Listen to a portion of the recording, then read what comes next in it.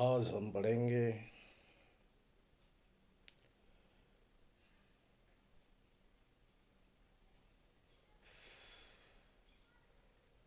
पहले चैप्टरों में। पहले वीडियो में हमने पढ़े थे ध्वनि के लिखित रूप को वर्ण कहते हैं।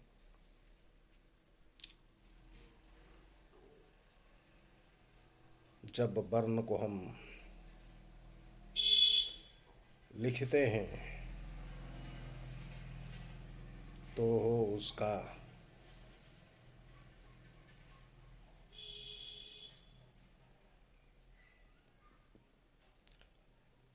तो भाषा हमने पहले चैप्टरों में से पढ़े थे।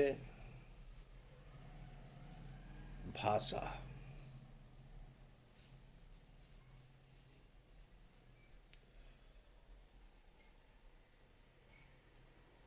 भाषा हो माध्यम है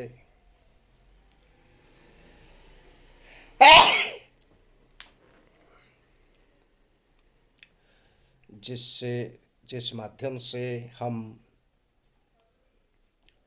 हमारे मनों के विचार, हमारे भावनाओं को दूसरों के सामने प्रकट कर सकें,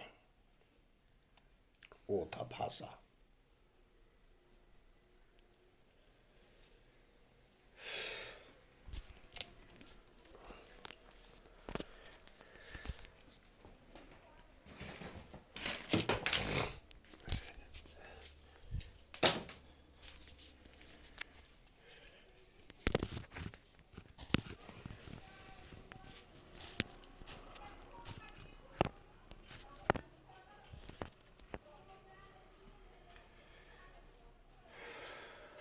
बच्चों, हम पिछले वीडियो में पढ़े थे हिंदी भाषा। भाषा वो माध्यम है जो हमारे मन में विचार उत्पन्न होते हैं। विचारों का आदान प्रदान हम एक दूसरे से करने के लिए हमें भाषा की जरूरत पड़ती है।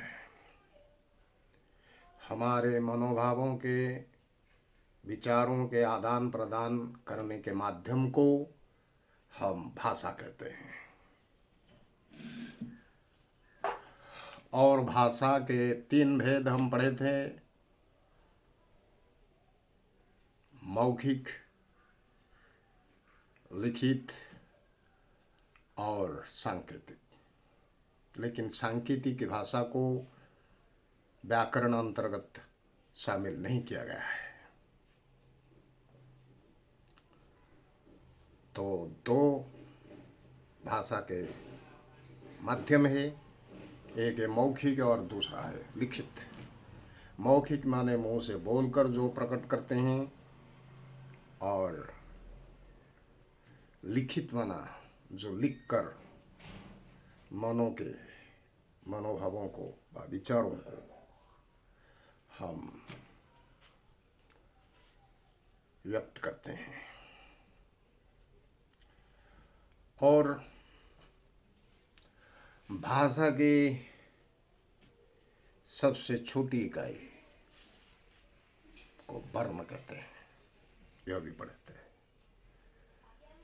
ध्वनि के लिखित रूप को वर्ण कहते हैं, ये भी पढ़े थे। और वर्ण के 2 भेद हैं, ये भी पढ़े थे। एक है स्वरवर्ण, दूसरा है व्यंजन वर्ण। स्वरवर्ण, स्वरवर्ण के 3 भेद होते हैं, जैसे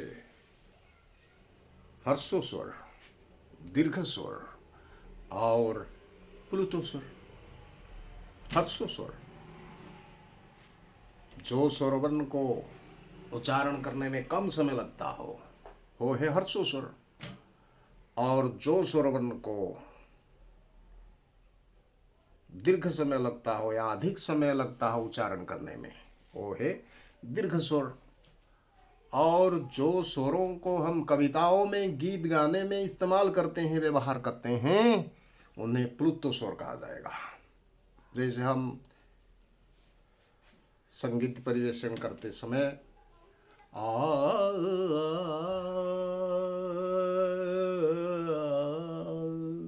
ऐसे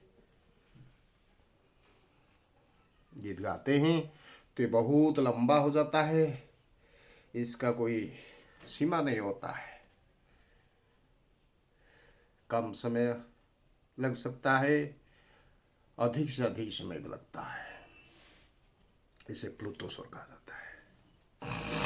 और हम पढ़े थे स्वरवर्ण हिंदी में कुल मिलाकर टोटल 11 स्वर होते हैं। इसमें अ, आ, हर्षई व छोटी, दीर्घई व बड़ी, हर्षो दीर्घो, रू, ए, ऐ, ओ, औ इत्यादि स्वरवर्ण के अंतर्गत है। और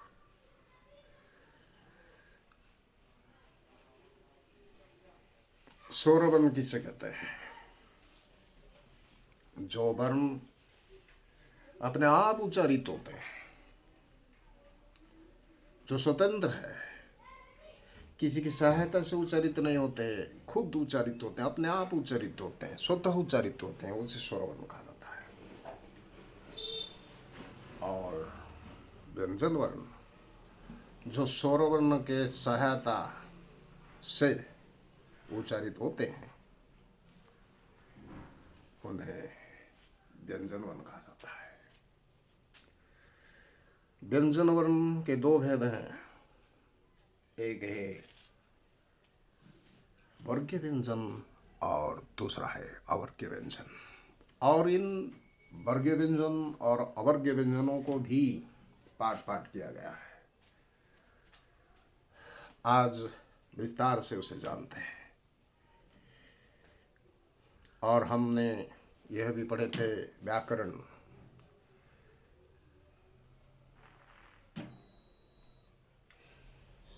व्याकरण वो नियम है, वो शास्त्र हैं, जिस शास्त्र को पढ़कर, जिस नियम को जानकर हम भाषा को शुद्ध रूप से बोल सकते हैं और लिख सकते हैं, उसे व्याकरण शास्त्र कहते हैं। और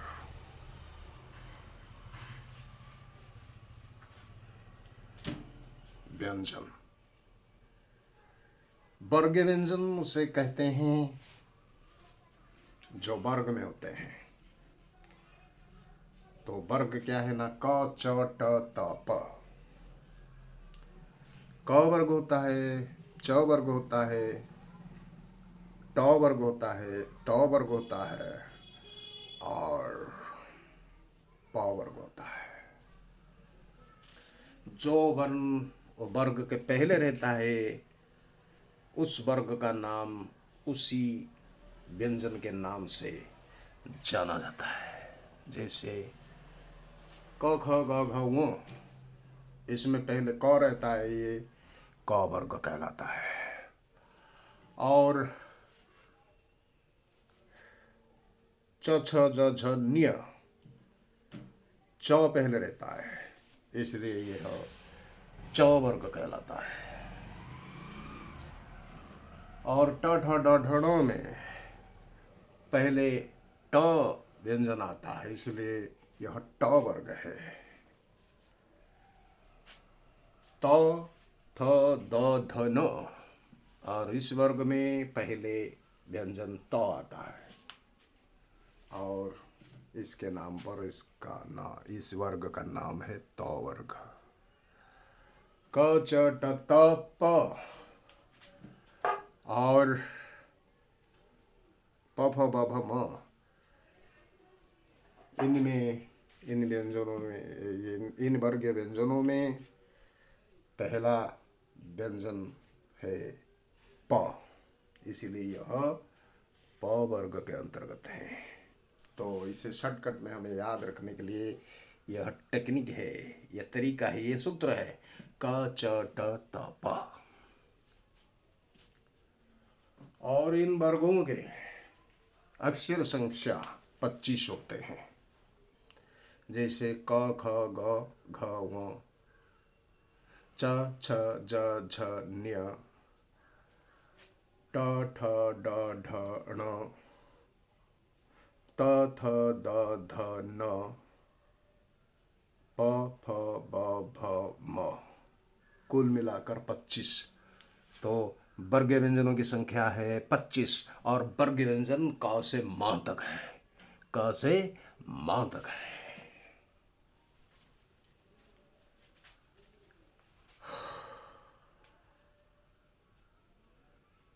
और ये जो वर्ग व्यंजन है क च ट त प, इनके लास्ट अक्षर क्या है? आखिर में ये है वन ण्य ण न म। इन्हें अनुनासिक कहते हैं।